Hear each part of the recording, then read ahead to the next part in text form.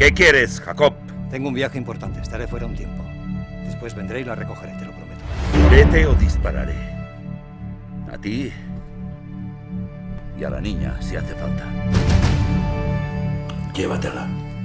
¿Por qué? No sé cuidar a niños. No es bueno que se quede conmigo. ¡Tú no eres mi tío! ¡Eres un hijo de puta! ¡Que le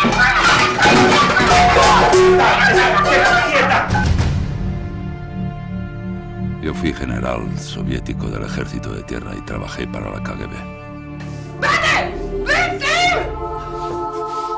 ¡Estoy escondido!